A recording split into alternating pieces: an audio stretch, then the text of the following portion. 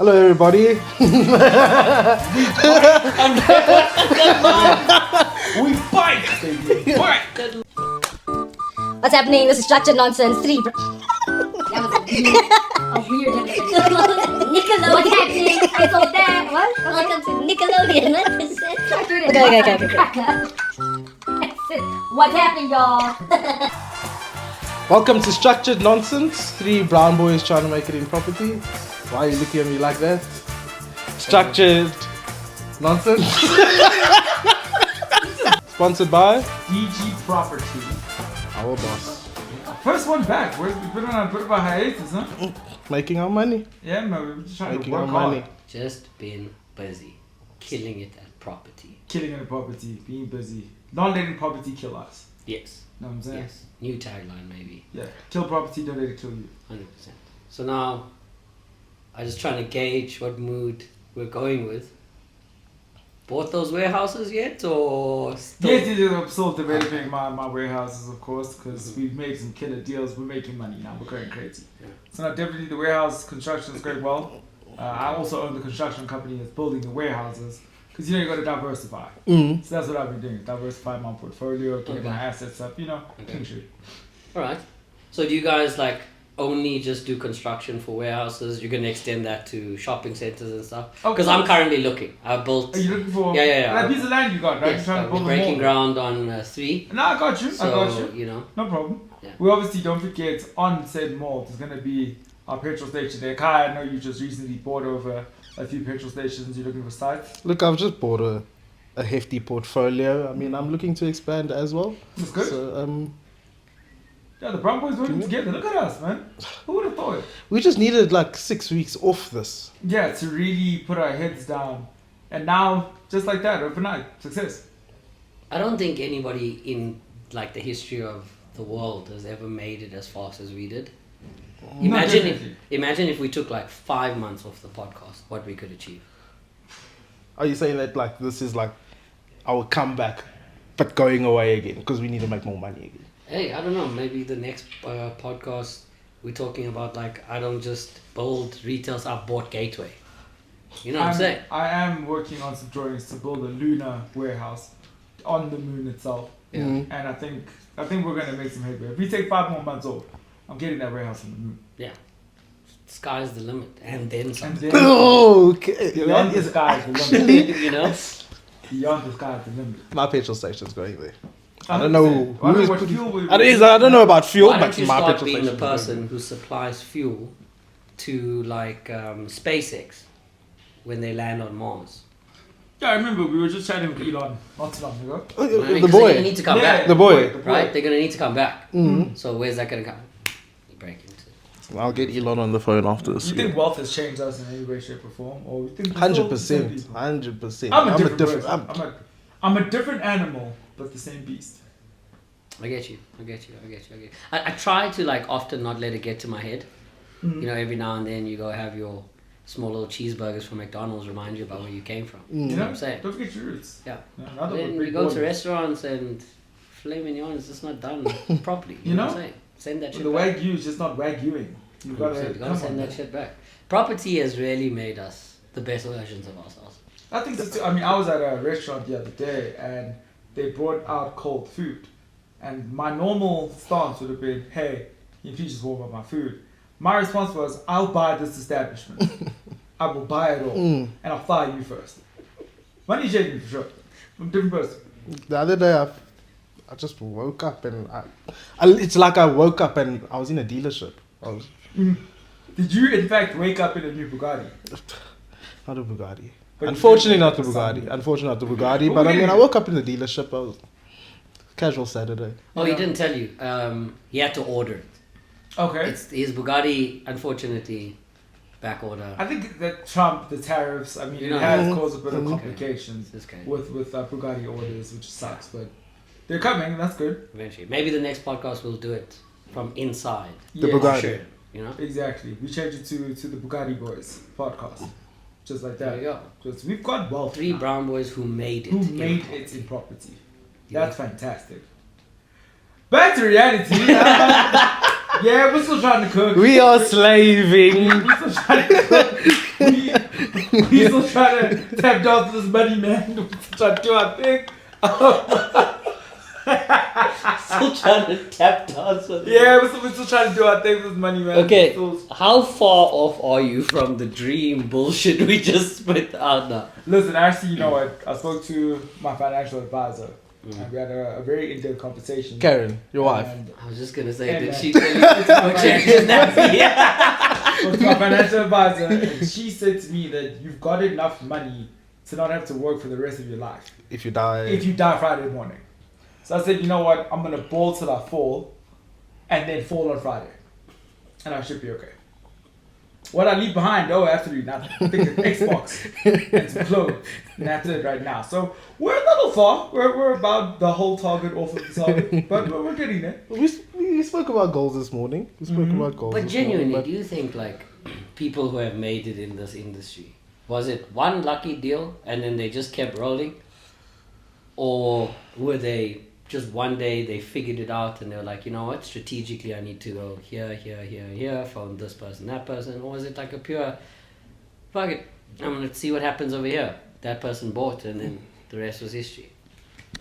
I think it could be a combination of the two. Like I do think, what's the saying? The harder you work, the luckier you get. So I do think to a large extent it's about putting in that hard work. But also sometimes you're in the right time, right industry, right place, the stars align, and you manage to do that one massive deal that really kind of puts your star on the map, and then you just churn on from there. I think it's probably a combination. I was thinking about it the other day. I would really like to work to the point where my name in this industry is synonymous with like retail leasing and all of that, where like your big funds and that think about DG property and retail leasing. They go, you know what? Like how we, if we need something, Michaela say, phone this person, he'll help you. I'd like it to be on the other side, someone would be like, phone Dylan, don't worry, they'll sort it out. Jeff, I don't know if you guys have experienced it, but like you'll speak to someone that you've spoken to like 2 times before and they still don't have your number saved. Yeah. And you still got to reintroduce yourself. I want to get to that point too of like when I call, it's just instantaneous. Ayo, because we know exactly who we're dealing with. You kind of set such a high standard that even it's hard to find us. It's going to be difficult to get us on the phone. Yeah. You must send a couple WhatsApp first, see what if the Mars is in retrograde or not, and then you give us a call. Well, you get one of those where you pick up the phone, it's like that automated, welcome to DG Property, thank you so much for giving us a call. For retail leasing, press 1. Yeah. For investment sales, press 2. It goes to the receptionist and who are you looking for? Do you have an appointment? I He's never busy know. at- Please call back in 2 months' time. We busy. Well, I guess it's how we after we finish recording this, it's everything we do from there to make that happen. 100%. I mean, even as you said, the conversation, we had a conversation about goals and goal setting earlier today. Do you think that like the goals you set should be realistic or completely unrealistic? I think there has to be. I think they should be realistic, but they should be scary. Yeah. It should scare you. Like, I can really. Could I if you really don't- do it doesn't this? scare you. You've Yeah, got to kind of yeah. go, can I pull this off? If it isn't that, then I don't think it's worth it. I don't I think think it's it worth has to it. build and feed into each other. Like if you have something unrealistic at the top of it, Mm. I want to be a billionaire by this like minute on this day or whatever the case may be, or something just like as you said, scary. I want to one day own my own retail shopping center. The goals after that need to be everything that you can achieve that gets you to that. Mm. You know what I'm saying? So like, They're like your- building blocks. Exactly, you know, short term, mid, long term goals. I think the long term one should be the scary one. That should be the if somebody hears you say that right now, it'd be like, that's a bit crazy. But then if they hear your short term goal of, I need to be at work on time, make X amount of calls, sign X amount of deals by this date, It feeds into the and then your higher midterm goal. has to be, you know what I mean? So I guess, with that being said, it's really what you do from the first block. The scary thing is something to still gun for. Don't walk away from that idea. Otherwise, you'll play your whole life safe. Everything will just be safe. Yeah, and safe doesn't get you anywhere. You don't grow from being safe. You don't get to those goals playing safe.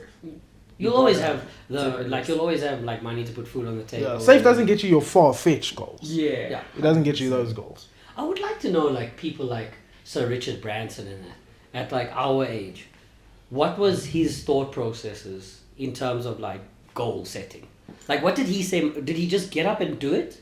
Hit luck somewhere, work hard, or however? Or did he wake up and say, you know what, this time next year, my company has to be at this level? you know what I mean? I think this would be the point where, with a larger following, someone would comment there, just read the book, dummy. Because he's probably got like autobiographies where he explained exactly where he was at this age. I think, especially with someone like him, the goals were always crazy. I think he was the type of person where they asked him like, what are your goals? And he was like, I'm going to have a billion dollar company in 3 years. People would be like, yeah, good luck, buddy. And he was like, cool, I like the fact that it sounds insane because I'm going to pull it off. But I guess it feeds into what you were saying about the building blocks, because I mean, if you look at basically all big companies, I mean, they got founded a long time before they actually took off. Like, for example, Netflix. Netflix was founded like mid-2000s. Yeah, it was early Yeah, it was like mid-2000s. So, and look where it is now. Yeah. So I guess But it also takes, I think with like, if you use a company like that, because I don't think we should be name dropping, if we use a company like that, the changes of the world also ended up benefiting their rise to fame. You Because know think what I'm about saying? when they started, there was stiff competition when they started for what they were doing, what they were trying to offer. There were things already like Weren't they personally Like- sending, like, it was Yes, like renting? Yes, where things. they delivered it to you. Yeah. You did what you needed to do. You watch the thing, and Yeah. then you come. And Because bring it where out. they are now, right? I don't think they could have imagined that 20 years on from now, a person's gonna open their laptop, phone, or on their TV. We're gonna have a catalog of all these options separated into genres and whatever, and they just pay us a fee. To them, they were just a convenient way to beat a video store. Yeah, The they world tried to- aided in their. They tried to adapt their business to compete at the time, Mm. not knowing that in 10 years, 15 years, their model will actually be the front runner of Yeah. the world. Exactly. And a whole bunch of other things that come, like their competitors now, their ideas stem off, wow, look how successful Yeah, this the is. How did we not think services, about this? 100%. Do you think that also has something to do with it? It's just like the world I think changes in your benefit. 100%, but I think the research that goes into that as well is like a big part of it, because for Netflix, the research of it goes like Sorry, I know it gets difficult. Sorry, go. the research of it, like I think that's deep as well, because prior to, let's say 2018, that's when they actually like took off. Let's say that, right? Then COVID and so on. Which But- also helped them like crazy. Exactly. 'Cause But everyone they was had at to home. have an idea of what technology was going to be like Mm-hmm. in 10 years' time. But I guess it's also like, at that point, right? You use like 2018, you can already see there's rapid advancements in a lot of things. Cell phone technology, other streaming platforms, the accessibility to streaming platforms, TVs being able to be compatible with it, and you can project that that is the way the world is going, so extend further on the idea. Whereas to like 2010, that's probably not even something they thought of. I think also for any company that kind of offers a product to people, convenience is everything now. The fact that you don't have to leave the house to get food because there's apps for that. You don't have to leave the house to go watch a movie because the streaming platforms for that. You can get a decent setup as far as your house with surround sound or whatever. Use one of those streaming platforms. Order food. You're sorted. You never have to you didn't leave the house. You were on the couch the entire time. I think a lot of companies that offer those type of services now, they're gearing it towards convenience. How little does the person have to do that our product makes perfect sense for them?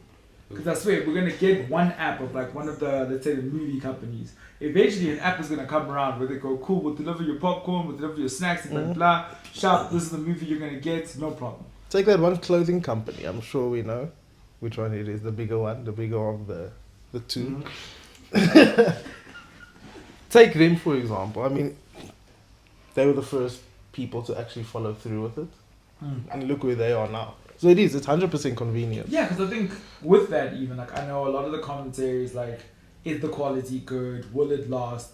and then you're kind of waiting on your brow to order it first. And then you go, okay, let me feel what you got there. Okay, that actually feels good. I might do it myself. So I think word of mouth pushed them through the roof as well. The affordability, definitely. And then, yeah, they were front runners with that. You know, sorry, thinking about what you just said earlier, like the whole, like cinemas, right, are becoming like, they're slowly dying out and they're moving out of spaces, being more strategic as where they pop up in that. Now they have to pivot, the world is changing, and they gotta like kind of, if they want to stay afloat.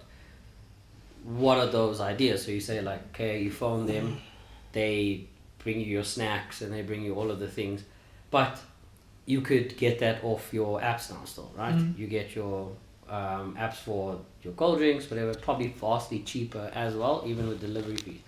But what would you do to stay afloat in that moment? If they did pop-up drive-ins, Yeah. Because I think because then personally, they still cater to it. It's now an experience that you're not getting all the time. Don't make it regular so the bubble doesn't burst. And you just do pop-up drive-ins and you say like, it's as an expectation of like an event for the new showing of this movie franchise. We're doing one at this park, X amount of people, X amount of cars, I mean, I think and then you partner with your the road ways where that's starting to boom, especially, I don't know if you've seen them pop up, but like there are some cinemas that have shown like the anime movies of anime shows. Yes.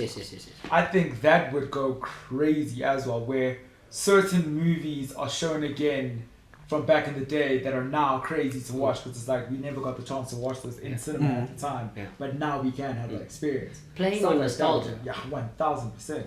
Nostalgia right now, I think, is a huge seller. Yeah. You'll definitely bring in a lot of people to do that. But surely, like those companies, you've got to have your finger on the pulse. You've got to keep on being innovative. Innovative or innovative? That word always trips me. But anyway, I've said it both ways, depending on how fast I'm speaking or what situation. Yeah, if I'm speaking quick, no, it's innovative, definitely. But if I'm chilled, innovative. That word always gets me.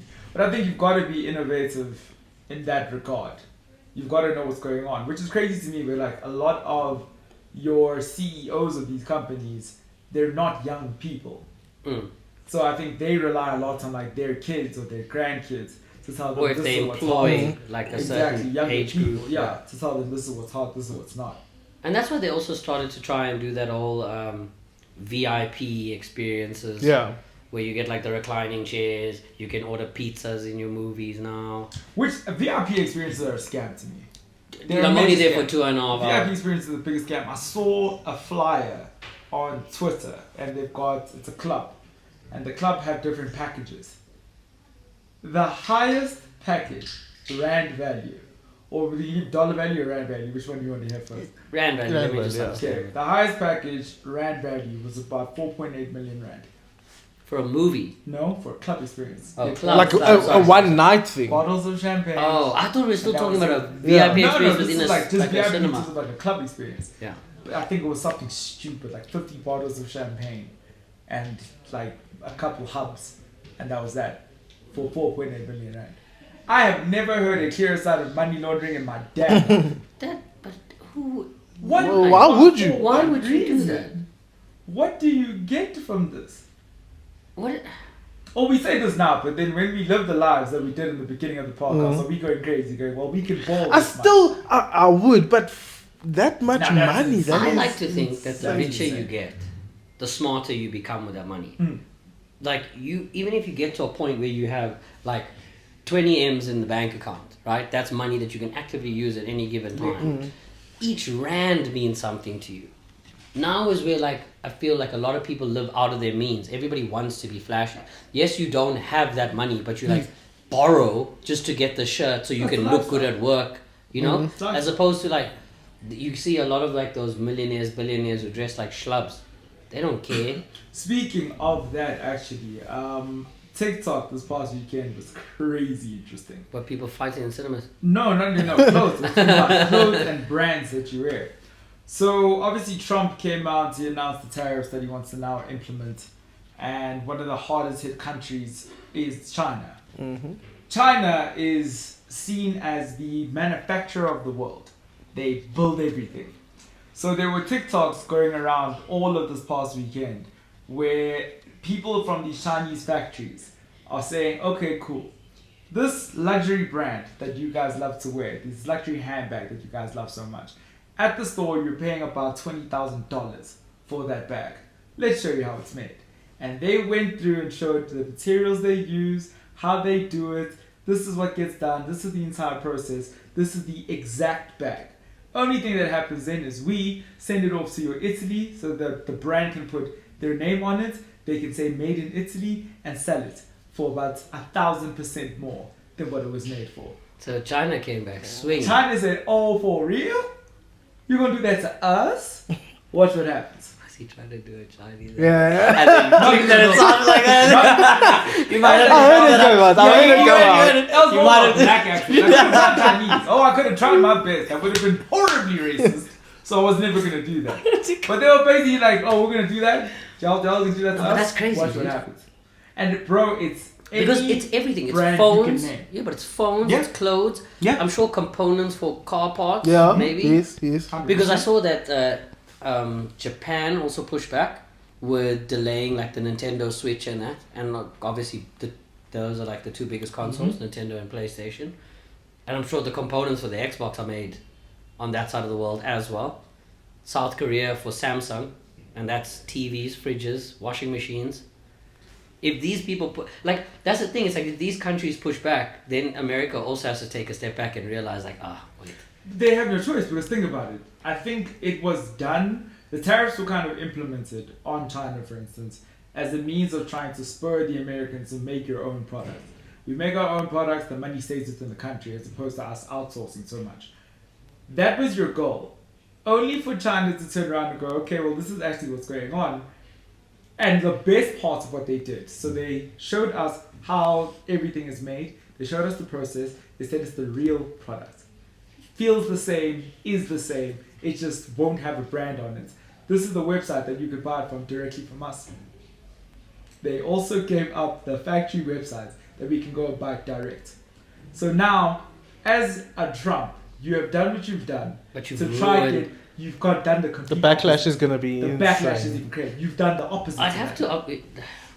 The next thing I'm going to say is not obviously stemmed on too much, like, how can I say it? I don't have all the facts, so it's just more like a question than a statement, because I'd have to fact check a lot of the stuff. But I would like to know how much America exports versus how much they import. I think so. From my Cars wise, I understanding- would say that they import more vehicles. Technology wise, I would like to say they import more technology.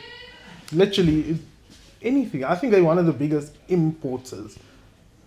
I do Yeah. personally. I think America are one of the I'd have biggest to stand importers. because the last time But I they checked wanted it- to, and back to what Ogun was saying, that they wanted to be more independent. You know how? But independent on what? Because the whole thing of like deporting people and like all of these political things that we really shouldn't be getting into on a podcast.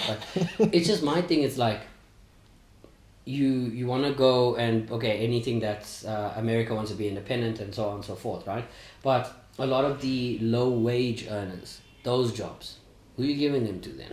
that was the whole plan. So think about it: the low wage earners. The They're low-wage importing jobs. South Africans. This is what What I'm do you, saying. you know No, what I hold on. mean? This is what I'm saying. So the whole plan. Yeah, So they how, he's trying to give him a safe haven to Exactly. Yeah. So it's like, that's okay, it. we're gonna kick out all of the because we don't like but Mexican or we have whatever. a safe but haven for everybody Yeah. else. to yeah, get we're gonna involved. bring South Africans to do those jobs. You feel safe because you're going over to America, whatever the world shows you. But there's bad parts in America, like there's bad parts in South Africa. Yeah. The list can go on, whatever. So you're just going over there to be a low income earner and be called and be told to what? Go back home, speak American. What stupid So comment? the whole how it kind of all came about was basically when the industrialization of America was coming about. It was a case of we don't have enough manufacturing power to pull everything off. So best bets is we'll outsource. China was looked at, I think, due to their population size, due to the fact that the prices for labor weren't going to be as high either. I mean, you know about the sweatshops and all that. So they said, cool, we outsource everything to China, and obviously then give the raw materials, they'll make everything, or they'll do the raw materials themselves. We outsource, and then we just import it again. We'll be sorted, because it's all at a fraction of the price. China said, sharp, no problem, we'll do that. And then the tariffs kicked in. And they're looking at it going, but you guys told us to trade on the dollar. We didn't want to. You guys made us do that. But now you're shafting us over for the very same thing that you told us to do. Oh, not a chance of this lifetime. Hence, they've now exposed Because aren't all these brands. Apple's the biggest company in America, correct? Oh, who are we? We have to The highest value. Highest value, okay. But aren't components for those phones So and the like disclaimer iPads for them is it's designed in California but built in China. So now with these tariffs, they're stuffing over Apple. They say the price for the next iPhone for like your average South African citizen is going to be through the roof now. So Because Apple, of the tariffs. Samsung, Name Samsung's a outside. brand, my buddy. They're all suffering. Name any brand you want. Go for it. Suffering. Because not suffering, but they've been exposed now. Oh, been That exposed, you yes. guys are essentially selling us a product at X price, but it's being made for a fraction of that. You guys have been hustling us for years. You've been killing us Trump for years. would you think that he's sinking it? He's sinking the ship at the moment because of an ego. I know we don't want to get political on this thing. I don't know all the facts, so I don't think I can speak on it in detail like that. But I do think he's thinking it.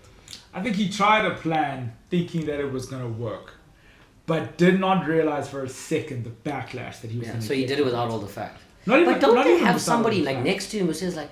I don't even think it. See, the thing is, I don't even think it's a case of someone saying no, because I don't think they predicted that the response was going to be, okay, we'll just expose everything. Yeah. I don't think he thought that was going to happen at all. For China to come out to be like, okay, well, all these luxury goods that you guys like to buy, this is them, and this is how much it costs to make them. You guys are buying it for 1,000% more. Yeah. Buy from us directly. Yeah. Completely vetoed But it. as a business person, supposedly such a good business mind, isn't this a factor you should you should consider?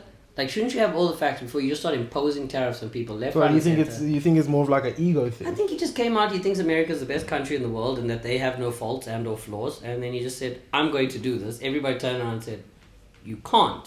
He said, "Show me why I can't." They showed him, and now there has to be damage control. I have a feeling the man might be impeached Again. again. For the second time. I think it was just a crazy play, man. I thought it was a very, very crazy play, but that was super interesting to see that, like, oh, that's how they got y'all back? Go back to the property chats. How's the resale team, man? Growing very nice. We had to buy new desks. We had to buy new chairs. Like, just to facilitate them. We How long moved has the to a meeting new picked up? office for Only for retail. retail to take the team up. You know, all the space is on there. I think sales meetings should be like We should cut into segregated. pieces. I think we should cut into pieces because retail can have their own sales Yeah, meeting yeah. entirely, and then we'll do our own. But honestly, like as far as being team lead for all these new faces, all these new personalities, not even just from like the deals perspective, but just from the management perspective, how's that going? The amount of times I've had to give the Be Creative speech. Yeah. Oh my gosh. I know it like the first couple times I did it was just off the cuff, you know, just you're talking to someone, trying to get them. Now it's like a memorized little, when you walk into retail, this is how you must think, this is how you must. The excitement factor is definitely elevated. That's for sure. It's exciting because with new faces comes new ideas, becomes like a whole new prospect, that something that you may have never have thought of, you know, like I've done it to Michaela once, and now the opportunity for somebody else to do it to me, like be like, hey, you didn't think of that, helps you learn, helps you grow. So I think in that aspect, it's exciting. There are some like fears to it, but nothing that's not manageable. Obviously, anybody would have fears that, you know, you want your team to succeed.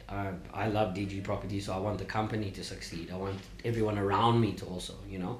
So with more people, becomes like there's more opportunities for people to inconvenience another person, stealing my chair, bathroom. It's like, you know, there's too many people in the bathroom, maybe too many people in the kitchen. Sales meetings are taking longer. All of those type of things, but again, that's opportunity for growth, opportunity for change, opportunity to learn, do streamline sales meeting now. You know, so yeah, it's just there's a whole lot of moving parts to this beast that has been created, but I still believe that this is the way that we can actually make DG like leasing, at least that division of the company, like a well-known synonymous name with, you know, because the thing is, neighborhood shopping centers are popping up left, right, and center. That's now become like a trend in our country, you know. And with that as like the world changing and we need to pivot to grow, let's utilize that growth in the country to also grow ourselves. Put our names on the map there. Yeah. You know. You? What are you? I actually want to know what your thoughts are on, not even just your industrial team or your industrial partnership. Team and team. Yeah, I'm in the same boat. I'm in the same boat. Yeah, it's a partnership. You're actually damn right. But this industrial as a general, like, what are your thoughts? Because obviously at the start of the year it was like industrial was literally like Do you guys hate us? Retail leasing. Yeah. I hate the fact that we need like a second microwave. I hate the fact that the kitchen real estate has been eaten into as much as it has. Like, I used to have a slot for my lunch bag. Now all of a sudden I arrive and that slot's gone because someone has put their lunch in that. So I hate that with all my heart and soul. But I think it's cool, as you said, like the new faces. I think the place has definitely gotten livelier. Not to say it was dead beforehand, but it's definitely a lot more lively because you just always hear like work being done. You always hear a bit of like a hum with the retail team. So in that regard, I think, yeah, man, power to you guys. Seems like the team is doing well as well. I don't think it would have expanded that much if it wasn't doing well. In terms of industrial, I think there's needed to be like a bit of a pivot. I think the way we were going about it, I kind of had to take a step back and look at it and go, you know what, I don't think we're going about this the right way. So I think we've had to change a couple systems in order for it to make a lot more sense. And I think it's going to be a hell of a lot more fun going forward. I think those systems are really going to help push the deals as well. But yeah, I'm excited about it. I'm looking forward to implementing those systems. So if you and Kyle go out for a drink after work, is that like a staff function?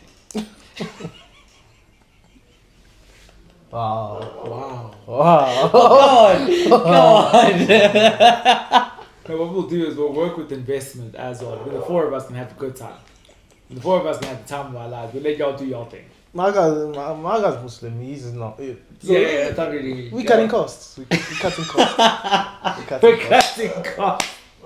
Mine is, we're not even cutting costs. It's just the party has to end early because my partner's 19. I'm 31 years old. I can't keep up with him. So we can get to that point of like, another round. And be like, I'm going home. But you do your thing. My Uber's there. I'm out. So the staff functions for industrial, very to the point. Conversation runs out, it just runs out. You just kind of stare at each No, other. but like all honesty, from my side, I definitely noticed you guys have locked in a lot more. You know, it's not to say that maybe obviously the retail team is bigger and there's like a lot more talking that side. And people are just constantly everywhere. But when I look over at you guys, it's, you know, proper. Heads are down, heads are focused, phones, you know, you guys are looking for property, looking for stock and things like that. There's a focus over there that I've noticed in terms of what you're saying. You guys have had to make a pivot and make a change. That I've definitely recognized. You guys are definitely... One thing I've enjoyed, and I'm not a man of change, like keep it the same for me. But one thing that I've enjoyed about so many people coming in, even though the change has been dramatic, but the personality that you mix with now. Like, there's nobody that has the same personality. You get quiet, you get loud guys, you have Cassidy, who is a whole different, I don't know where he's from. That's the thing that I've actually enjoyed about this whole new I think he's retail had to leasing. change identities as he's jumped from province to province. That's why you wouldn't know where he's from. What a nomad of a man. Cassidy? Yeah, I've confirmed it. I believe he's a serial killer. Oh, you think Cassidy's going to be the reason? Like, so the viewers, when Structured Nonsense takes a permanent hiatus, Cassidy took us out. Yes, 100%. Cassidy took That's why you wouldn't know where. He wants just our changes- fame. Yeah, he just he wants our changes aliases as they start looking for We him. wanted to bring him on one of the episodes just so they can see for themselves the type of human being Cassidy is. What comedian will he turn into that day? Only the Lord knows. We have no idea what we'll get from him. We have no idea idea. what to expect No from idea him. what to Ever. expect. Oh, yeah. Ever. Interesting character though, definitely. And as Yeah, far but as it- investments, what's happening there? How you guys looking? With the partnership. I think it's more, okay, obviously we have Clint, but he's a little bit more in his own thing. But since Zayan has come back, I think he's been extremely focused. It's tough, man. It's a lot of like head down, keep pushing, keep going. Obviously, you should know, but retail's definitely it's a lot quicker. I mean, this okay, we like this, whatever. It's a lot quicker moving. I But was the having long that term. conversation. Sorry to cut you off. I was having that conversation just yesterday. To say pretty much because I know with my partner in industrial, like I was saying it as a joke, but I meant it too. That like you can see with every day that goes by, the light in his eyes gets dimmer and dimmer. Because honestly, he's made hundreds of calls, and I think he's gotten one like good piece of feedback in the hundreds of calls that he's made. So you can see he kind of gets a bit like frustrated about it, or even in sales meetings where retail goes and you just hear about 17 different deals that are on the table. You kind of look at each other like, what the hell is going on? Why are we not doing anything? Meanwhile, it's just the pace of retail. You can't be disheartened by what the retail team is doing, and that's what I've told Zion as well. Yeah. I'm like, bro, we can't. Well, they're doing deals, 100%. but it's a lot quicker moving. It's still good deals that they're doing, but you just have to be patient with this. It's a longer game of one deal. You could get paid out more. I mean, there's a lot of positives to it as well. It's not just negatives. Retail is doing amazing. But Obviously. I guess it's a pace that you either like or you don't like. You know what I mean? In terms of the three divisions in the business, it's if you took a week and you trained with every single one of them, right? Somebody sat with your team, someone sat, and do you want to be consistently moving, phoning for one space, phoning 80 people, 80 different like restaurants or whatever? Do you already have in mind a client that would work? Has a client come to you? But you're always moving because it's a bulk game. So that's why it's like fast paced. Or do you want to be more thought out in your approach when selling something, doing the math, running the numbers, checking those things? Or do you want to have to be more on the ground, hands on, in your car, picking up stock? You know what I mean? I think that's where X amount of yard, X amount of, you know. I think that's where personalities come into play for sure. That if your personality, like I know for me, my personality is I am more reserved. I'm more laid back. Not to say that I'm lazy in any way, shape, or form. I am just a lot more methodical. I would rather plan things out and know my way forward and know my plan of attack and go for the killer whale and get that done. That's my personality type. That's why it's suited to what I do.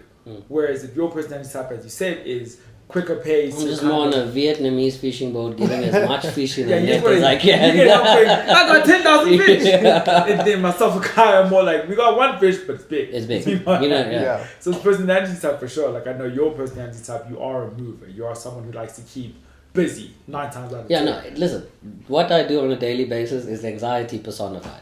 It's really just ironically, like, you're always just moving this. Okay, don't worry, we did it. Did you send that email? Yes or no? Don't worry. And that's like that. Yeah, it's a lot of moving parts. Whereas I think Kai's personality type is more of a methodical approach. Yeah. I think I've got a methodical approach as well. So our stuff will take longer.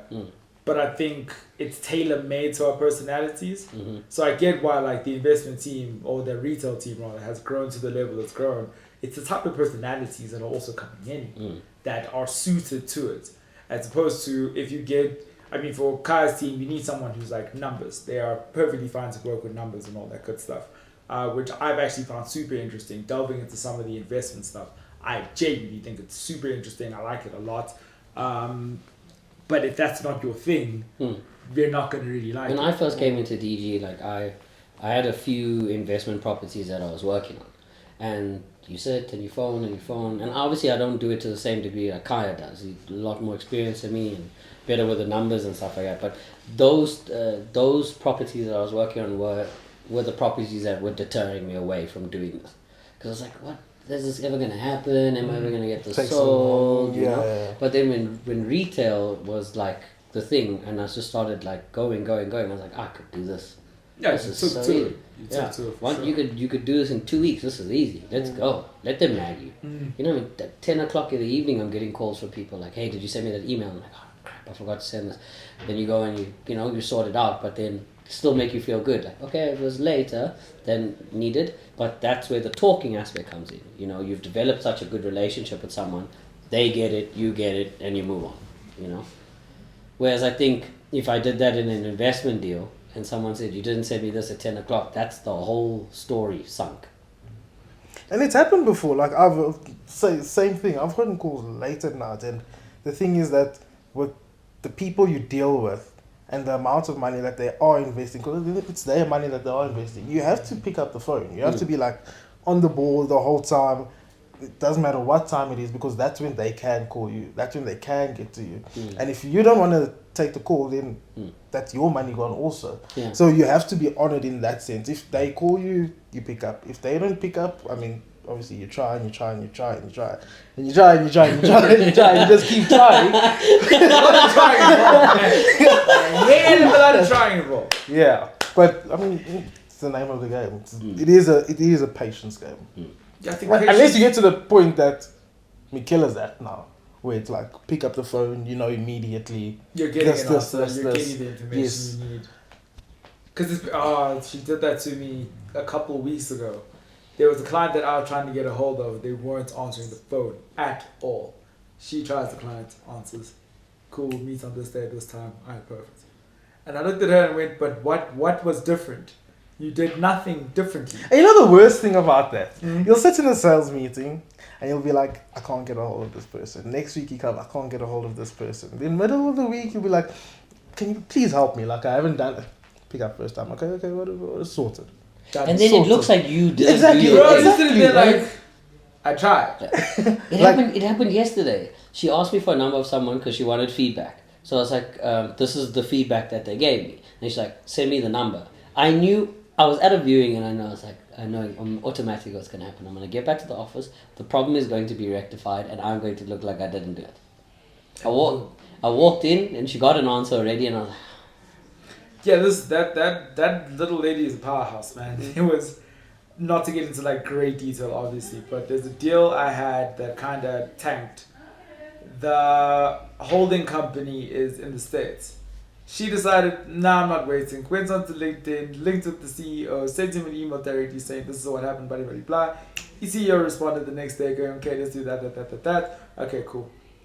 And in my head I'm going, bruh? what? Swear to God. The deal from last year. Yeah, the deal from last year, the one that tanked, she spoke directly to the guy to bring it up. And here's the kicker Insane. of that deal. She spoke to the CEO overseas. He responded saying, okay, go through these channels, sharp. All of a sudden, the deal was like it's back online again. So we discussed the terms of the deal, what it needs to look like, the amounts we need to put in, all that good stuff. We do that. This is between us and the seller now. We hashed that conversation out. I haven't gone to my buyer yet because obviously it became a And so much time has elapsed. situation. So much time went by, blah. I pick up the phone and I call my buyer.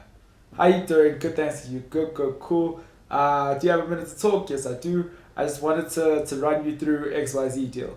Oh no, they called me 15 minutes ago. So what do you mean? They called me 15 minutes ago. They went direct to my client. They went directly to my client. But don't you have, obviously you have all of the proof that you... introduced Of course, that I'm the one who introduced them, blah. They went directly to my client. My client was like, alright, listen, even the fact that they went via me and not via you, I'm not interested at all. They can keep that property as far as I'm concerned. Find me something else. One, I respect the hell out of my client for doing that. For saying, you know what, I see the route you guys are trying to take, I'm not going for it. But the part that gets me is, what was the point, you bunch of idiots? What was the point of going direct? Sunk the deal. Completely tanked the deal. It was obviously to get around com. Either to get around comp or to basically... So we put in an offer. They claimed they got a higher offer. They went with that instead. That's what tanked it the first time. We kind of already gauged that offer that they were going to go for, it wasn't going to pan. Don't know what gave us that inclination, but we pretty much were like, yeah, that one's not going to work out. It didn't. Okay. So I think they're now coming back to us because they've got nothing else. There are no other options now but us. So I think they went direct to him just to try to revive it on their side and like explain themselves on their side. And I don't know if like, listen, I'm South African born and raised. I understand that we have a tendency to try like be slick every now and then. I think they just try to pull a maneuver and it completely backfired. So it was the South African branch. Yes. So now they have to go report back to the Americans and be like, we done We done pooped the bed, to put it in a nice term. We tanked it again. Heck. Where they could have just done it the first time around and called it a day. See, that's what I'm saying. Second It's been, time around, they could have done it. what's that, 7, 8 months? Yeah, about 7 months, 8 months now. And you don't get paid. See, it's a long game. But It's such a long game. One But long how do you game. guys keep patient? Let me ask you. What do you do to keep patient? Is it something like that happens? You kind of have that moment where you're rocking your chair and you're like, oh my god, and then you push on, pick up the phone, and somebody gives you good news. That keeps you locked in, or I don't know what your answer is. For me, it's 3 things. One is just in terms of personality type. I'm a stubborn person by nature. So for me to kind of let something like that be the end all and be all, it's not who I am as a person. For me, it's a thing of push through. Something will come about eventually. The second thing is not even just the monetary value, but more a thing of I want to be the best at this. And I need to understand that to be the best at this, these things are going to happen. you're gonna have to scrape your knee a few You're gonna. times. It's school fees at the end of the day. You're gonna have to learn lessons the hard way sometimes. And then the third thing, as mentioned in the second thing, the money involved. To be completely honest, it is a big motivator. But see, like when you say school fees, right? The the school fees we're talking about on what we do are very different. It's 6 to 7 digit school fees. I mean, like you can have a moment like that where a massive deal is thrown away. Whereas like the one time I had to learn the hard way was I didn't confirm commission in writing. And when the deal closed, the landlord started fighting with me to pay commission. And now I'm excited, everything's good, you mentally spend the money, whatever, and now it's not coming in. The bosses are looking at you going, but this is day one stuff, you should have done this. And that's where also the fast pace of everything, because I thought I'd done it, and I thought it was closed, everything had been locked in, everything was done, and I moved on to the next thing. I think as long as you can take something from it, like as long as you can take a lesson from it, like the school fees you learned there now is you're going to now be such a stickler for everything being agreed upon before anything happens. Oh, every single one of them in my team. They know now. They ask. You've heard it from Cassidy and South. Even in a meeting, was it yesterday or the day before yesterday? Yeah. Like, what's the first thing you do? Oh, I can't remember. Confirm commission. Confirm support rate. It's not the first thing. But see, that's also cool because the school fees that you had to pay there, you're teaching it to your team so that they don't make the same mistake. Yeah. They go They into now- meetings now, I hear them. So what's the size of the place? Oh no, it's X amount. Oh okay, cool, rates, yeah.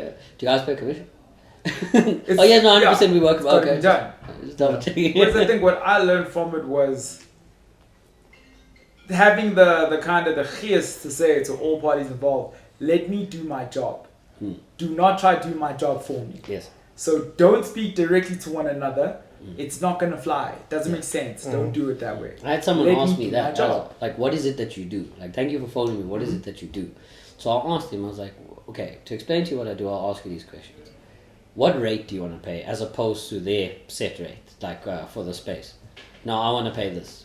Okay, that's where I come in. That is what I do. I'll go back now and negotiate for you. I will get you that rate. I will get you this ops cost, this blah blah blah blah blah.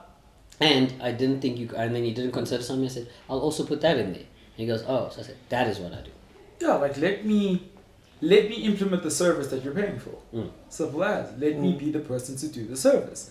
That's on both sides. Unfortunately, with this one, I've now learned that one side can completely take everything, and it's not in your hands, and you just got to let it go. So I think if I felt like I didn't do enough, I'd probably feel 10 times worse about it. To go, okay, maybe I did something, or that's the reason why it tanked. But in my head, I know for a fact I did everything. You've I exhausted could have all done. options. I've done everything. My buyer has done everything they needed to do as well. The seller didn't come to the party. It is what it is. Is there no other way to revive that from the buyer's side? Not for that property. Not a chance. To be honest, I would never advise my buyer for that property ever again. Even if you bring down the seller? Never again. The only so according to Makeda, the only way that it would make sense is if big CEO sends an email apologizing for what has happened and signing the offer immediately for us to just countersign and call it a day. So bar that, not a chance. My Deal man's not one. going to come off his perch to go and do that. I mean, America might. The African team were useless in this regard. American team might happen. As far as you, what school fees have you had to pay in your journey? Well, I know that the deal's never done until it's in your bank account. I know that from the deal that I closed last year already. I'm still dealing with document, and then it's like a constant daily thing that I haven't gotten paid yet, and I can't let this sit, because if this sits, these people aren't in communication. I was the introducing party. Like nothing's actually going to get done. So I know a deal's never done until it's in my account, and also just the, like Hogan said, be stubborn. These deals where I've fought and I'll be like, I'm going to do this. I'm going to do this. Sometimes I've gotten burned. A lot of the time I've gotten burned. I'm like, you shouldn't actually carry on with this. There's no point. But there's a deal there that's just that little more push that both parties need.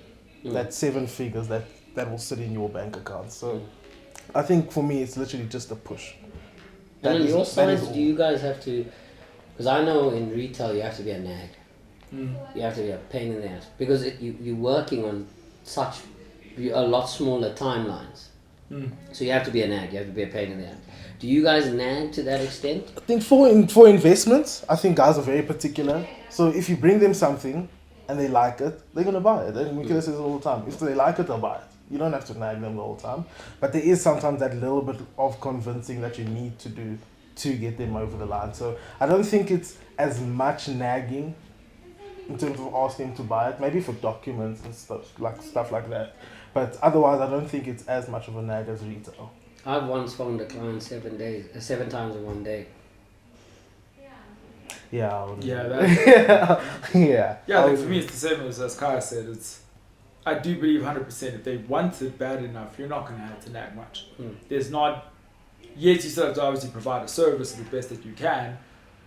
They will make it a bit easier for you if they want the place. If you've got a keen seller and a keen buyer, or a keen tenant and a keen landlord, put the two together, it's a seamless process.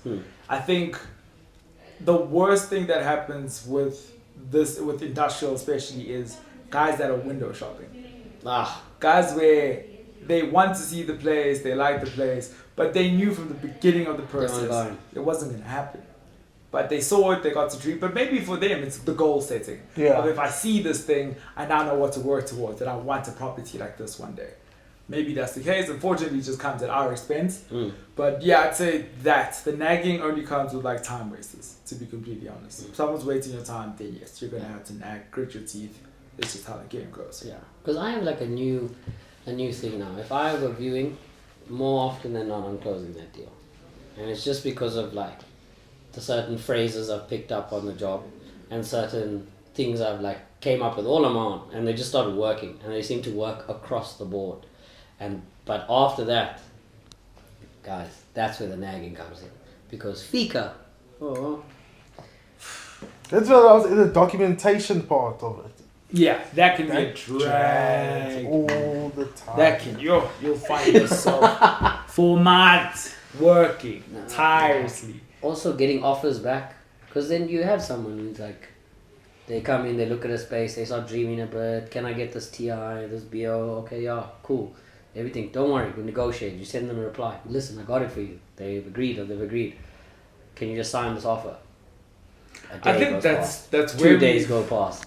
Then you phone them 7 times in the day to get your offer back. I think that's where we've also kind of, I think especially if you look at from like the first episode of Structured Nonsense to now this episode of Structured Nonsense, we have gotten better. We have gotten more experience. So now we can, for instance, if a client comes to you wanting a space and they go, okay, we're going to come in and offer it this. You can kind of look at them and be like, nothing will happen. Yes. Yeah. That offer is ridiculous, and don't even wait. You're wasting your own time picking that offer. I'm 2 different Come in a people. little bit higher and then we'll take it from there. From the first episode to now, I'm 2 different people. 100%. I think the experience gained, I mean, it's crazy that even without doing a large volume of deals between then and now, I also think I'm a much better broker now than I was 6 months ago. Definitely. Grown leaps and bounds. Things I could do now that I couldn't do 6 months ago. Conversations I can have now that I couldn't have 6 months ago. So I definitely think there's still been growth. And that's almost on a daily basis. That's what's going to happen here. You're going to grow no matter 100%. what. There's so many ideas flying around the space, even if they're not directed at you. If you ever like take a second in a day and without like standing up or anything, just at your desk, just listen to what people say. When Ibi came, when Zayan came, I'm like, it's going to be tough for you. Just listen as much as you can in the office. You don't have the same knowledge, 100%. Even when you do get that knowledge, just listen to what people have to say. Because I'm telling you, they're going to spit something out that you're going to pick up on and done. There's your deal. There's your deal closed. There's your 3 deals closed. Yeah. So just listen as much as you can, and you'll actually see how it will take you. Yeah, forward. I think that's the dope thing too. Like, what's sick about this is we don't all do the same things. But I've had someone in retail ask me a question about property, and I've been able to answer them. I'm sure you've had my partner in industrial ask you a question where you've been able to answer. I know for investment stuff, I've always gone to him, and he's always been able to provide information for myself. There's so much different knowledge throughout every one of the team that you can pretty much go to anyone to ask them a question and you'll get an answer. And the Yeah. answer will make sense and it's a good answer. Yes. It's now just getting our team members to that kind of level as well, where they can do it for themselves. I mean, I've said the same thing to Carl of, it's not going to be easy, especially with the pivot that we've done now. It won't be easy. It will take long. But when you get it right, you'll be singing when you get it right. Yeah, I just can't wait for the day where we all have like the same understanding of property and just each other in general. I don't think we'll ever get to that. I think we Okay, will. you get to a stage where it's like it's just easy. You know, I don't know if you know what I mean. get Though. what You get what I mean, but Like, I mean, what I mean by that is like, I know we'll all get to this point where we all have this great understanding of what we do. But whether we'll all be on the same level of understanding it's more that the experiences that we have every day, they differ. What we learn every day, they differ. So even at a point where we feel, well, I would feel that I know everything for retail, you know everything industrial, everything investments. That already means that I am so far behind on anything I would ever know about industrial, I disagree. anything I'd ever know for investments. I Do disagree. you get what I mean? I I'd disagree. always be asking you questions. You'll always be I asking me disagree questions. completely. I think it's towards what Kaya said, that I think we will all get to a point where, let's say for whatever reason, I can't go to a viewing or I can't do something industrial related. I can throw it to him and he can run with it no problem, and I have no fear. He'll be fine. Yeah, see, but That I would you could do the same. sooner you take it to him, not because I'm not confident. I'll go there and I'll talk on your behalf, whatever. But there's just questions about things in industrial that I would not be able to answer, that you'd be able to stick forward quicker than me. To an extent, but I think for me at least, the goal would be to be able to kind of do it all. Where if something retail comes along and let's say you're inundated or whatever, you can literally say to me, boy, here you go, run with Take it. it, yeah. And I can run with it no problem. Where I've got something industrial, I can say, gents, who wants it? I trust that either one of you can run with it perfectly.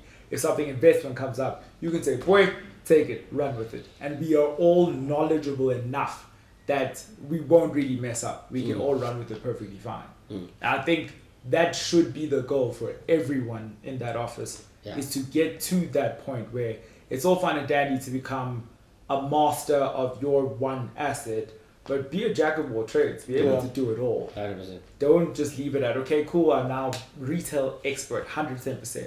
But someone talks to you about industrial and you can't say anything back. No, 100%. And vice versa. You should be able to know enough about everything. Then again, it's property. It's not just specific to things. It's property as a whole. We should know it as much as humanly possible. That way we can do anything and everything. Opportunities are great, so we can do more things. That's true. I think that's the goal. That should be the goal. I think for what sure. then, based on that, actually, you're very right. Because what should happen is, it's all good and well to know the theory of things, right? You can theoretically, you know how a space works and what type of tenant works for a space in retail and investments and so on and so forth. But going out to a viewing with you and listening to how you talk to someone you're pitching a fuel station to is valuable knowledge, because that's something you're going through and you're thinking on the spot, and now people can put practical application to that while they're there. I think what should also happen is training should be done when there's time. Obviously the retail team should sit with you, learn. The retail team should sit with And you, vice 110%. and then on the days where it's like, listen, how busy is your day? Not actually that busy. Hogan's going to a viewing, I think you should go with it. Yeah. You know, Just so you can pick up game and everything, so you know, cool, if ever that type of opportunity comes your way, you don't necessarily have to be able to run the conversation, but you can keep up no matter what. you can entertain. Yeah, you can definitely entertain the conversation no matter what. And you know enough that you can go back and forth and blah. Don't have to be a super expert at it, but you know what you're talking about. Yeah. I think it should be a goal for everyone involved out there. Yep. And that's what people work towards. 100%. I think wrapping this up. Wrapping it up. Let's wrap it up. Okay, thank you, ladies and gentlemen, for joining us. Again, apologies for the hiatus. We will definitely be more consistent. I think I thought we were going on for 5 months again. Are We've got billions to make. Yeah, it might be another 5 months. Quite about that. But until we make those billions, you'll catch us a lot more frequently for sure. Thank you so much for watching. Structured Nonsense. Deep Brown Boys trying to make it in property. Like and subscribe. Like and subscribe.